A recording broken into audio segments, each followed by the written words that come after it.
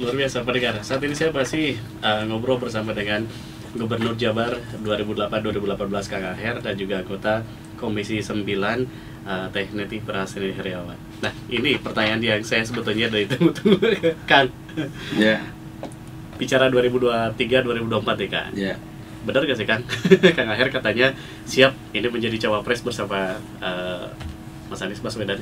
Ya, kalau siapnya benar. Oke. Ya. Nah, seru deh. Jadi kalau saya kemudian dikatakan Kang Aher siap-siap, saya katakan. Saya sebagai kader partai kemudian oleh partai dipilih untuk mendampingi Pak Anies Baswedan. Dan memang partai saat ini bersama dengan dua partai lain yaitu Demokrat dan Partai Nasdem sedang melakukan pembicaraan intensif. Nampaknya untuk capres sudah sampai pada kesepakatan, tinggal deklarasi bersama yang belum dilakukan dengan Pak Anies Baswedan. Tinggal wakilnya sedang dalam perbincangan serius antara AHY dengan AHY. AHY pertama Ahmad Heriawan, AHY kedua Agus Harimurti Yudhoyono. Atau AHY yang mana akan dipilih kan gitu. Tapi kalau kemudian dikatakan AHY Ahmad Heriawan siap gak? Saya katakan saya siap 100% ya. Mudah-mudahan kita punya modal sosial di Jawa Barat bisa dioptimalkan. Urusannya kemudian ketika harus ke Jawa Tengah, Jawa Timur dan provinsi lain juga kita bisa keliling-keliling bersama-sama dengan saling menguatkan dengan capres yang dengan baca pres yang ada. Insya Allah. Jadi dari sisi kesiapan mah sama siap ya, kudu siap. Saya siap-siap bisa. Saya siap-siap kudu siap, saya bisa kudu bisa insya Allah. Saya masih ingat itu. Masih ingat yang kedua itu. Ini ceritanya gimana ini kronologinya sampai kemudian akhirnya Kak Aher ini digadang-gadang begitu menjadi cawapres yang akan mendampingi Pak Anies nanti ini Pak. Saya pengen tahu dong ceritanya. Ya tentu kan ini akibat dari bentukan koalisi ya. Ketika koalisi terbentuk atau hampir terbentuk lah, atau mungkin terbentuk tinggal deklarasi lah kira-kira ya antara Nasdem, PKS dengan Demokrat. Dan kemudian baca presnya sudah sangat terlihat ke permukaan, bahkan sudah dideklarasikan oleh Nasdem dengan nunggu deklarasi dua partai yang lain atau partai-partai lain akan bergabung.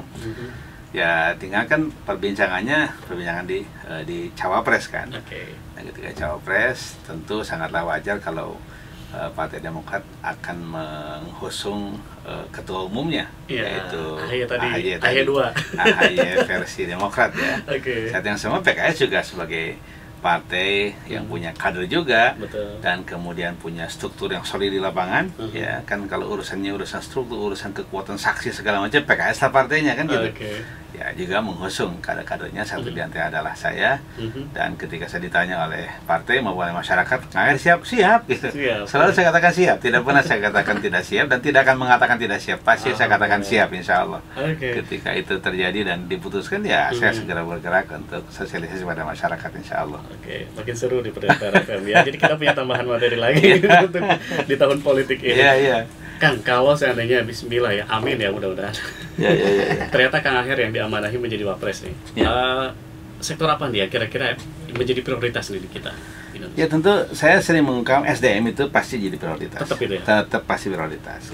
Terus kemudian saat yang sama juga faktor kedaulatan, keamanan, persatuan kesatuan, keamanan dan pertahanan negara saya kira itu jadi modal utama kita. Yang berikutnya secara ekonomi tadi yang saya kemukakan. Jadi kita ini ke depan harus menghadirkan sebuah situasi dengan kesiapan SDM untuk mengelola SDA yang sangat kaya raya. Sehingga ke depan Indonesia menjadi sejahtera, ditandai dengan lebih banyak pekerjaan daripada pekerja. Dan itu sangat mungkin terjadi. Kalau semua yang kita miliki itu dikelola oleh kita dari hulu sampai ke hilir, kita hadirkan saja sebuah tekad yang kuat. Tidak ada penjualan apapun barang Indonesia kecuali jadi barang jadi. Apa yang terjadi? Kan industrialisasi di dalam negeri seluruhnya kan. Ketika industrialisasi dalam negeri seluruhnya, jam kerja di dalam negeri, kesempatan kerja pun di dalam negeri, terbukalah lapangan kerja, terseraplah tenaga kerja, hilanglah pengangguran sebetulnya. Kan itu sebetulnya caranya sangat sederhana. Sederhana, tinggal kehendak saja.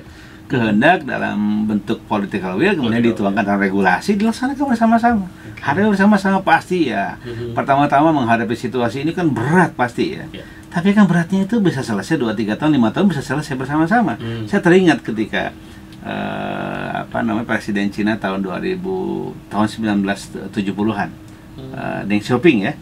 Deng Xiaoping itu kan dia membuat sebuah kebijakan di mana tidak boleh ada sumber daya alam Cina dikelola oleh orang bangsa non Cina, oleh asing. Itu kebijakannya. memang gerpekan kelepakan di awal-awal kan. Tapi dia siapkan SDM di ratusan ribu SDM dikirim ke semua ke pelosok dunia untuk belajar, untuk dapat skill. Kemudian ketika dikritik, nanti yang ratusan ribu SDM Cina kalau dikirim ke luar negeri nggak pada baik dong. Dia bilang saya cuma perlu bagi 10% saja gitu. Mengapa? Karena sisanya biar jadi mata rantai kehidupan ekonomi kita di luar negeri kan begitu. Kemudian ya yang 10% pulang itulah yang mengelola SDM yang ada, karena sudah cukup saya kira 10% pun ketika katakanlah programnya seperti DN Xiaoping katakanlah. Tentu program kita boleh jadi berbeda kan, tapi kuncinya di SDM yang unggul karena SDM unggul lah yang akan bisa mengelola SDA yang melimpah dan kemudian dampaknya adalah kesejahteraan bersama masyarakat kita, sehingga Pancasila yang dibicarakan tidak saja sila pertama dan kemudian toleransi beragama dan lain-lain sebagai konsekuensi sila pertama, tapi sila kelima dong kita bicarakan keadaan sosial Indonesia kan begitu. Saya kira bergeser lah pembicaraan kita tentang Pancasila karena Pancasila sudah final di kalangan kita ini Muslim, non Muslim, semua bangsa Indonesia sudah final dengan Pancasila, nggak usah dibicarakan lagi. Mari kita bicarakan implementasinya, terutama implementasi sila kelima itu keadaan sosial. Pengamalannya, implementasinya itu yang paling penting. Saya kira wajar lah, pantas lah kita ngomong begitu. Kang Aher kan siap, tekniknya gimana? Hubungan DPR FM ini gimana Teh? Mungkin bisa ditanyakan langsung ke Kang Aher bagaimana pengalaman saya dan Kang Aher selama kita udah nikah 32 tahun ya. 32 tahun. Jadi istilahnya asam garam jatuh bangun sudah kita lalui bersama, termasuk batu uji di ruang-ruang publik seperti legislatif sudah kita lalui di Jakarta, kemudian juga eksekutif di Jawa Barat 10 tahun langsung nyemplung begitu kan. Nah, tentu dari pengalaman empirik inilah saya punya satu keyakinan bahwa selama ini saya mendampingi orang yang tepat. Ya, kenapa? Karena dari awal diberikannya amanah gitu, baik di DPRD DKI Jakarta maupun di Jawa Barat, kita punya komitmen dulu, Kang Heri. Nah ini menariknya dan senangnya berkomitmen dengan Kang Aher. Makanya Kang Aher suka melotot gitu ketika anak-anak misalnya tiba-tiba, Bapak jangan korupsi ya gitu loh. Kok bisa gitu? Karena memang dari awal ya kita sudah membangun komitmen seperti misalnya gini, Kang Aher bilang saya akan bertugas di Jawa Barat. Bapak akan bertugas Jawa Barat, nggak boleh ada politik dapur, apalagi politik kasur. Gitu kan? Berarti kan kita sama-sama menjaga, Kang Aher menjaga dengan integritasnya, gitu ya. Kemudian juga dengan komitmennya untuk tidak meninggalkan masa depan yang suram buat anak dan istrinya. Saya juga seperti itu. Saya mengingatkan, menanamkan kepada anak-anak, begitu. Jadi saya yakin insya Allah ya, bismillah, kalau kemudian ini sudah tertulis di Lauhul Mahfuz begitu, apapun sih sebetulnya, tapi kan tadi konteksnya ditanyakan kalau jadi cawapres, ya saya akan selalu ada di sisi Kang Aher, mendampingi dan mendoakan. Ini pendengar PRFM kalau divisualkan pasti melihat juga di Instagram kita ya.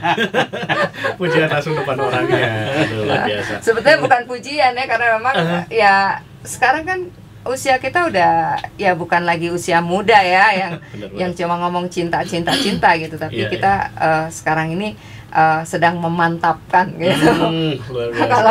Kalau kondisi jalan ada status mantap gitu ya, dalam relasi suami istri, keluarga juga hari ini ya. Juga. Luar biasa. Bisa jadi contoh kita bersama. Amin.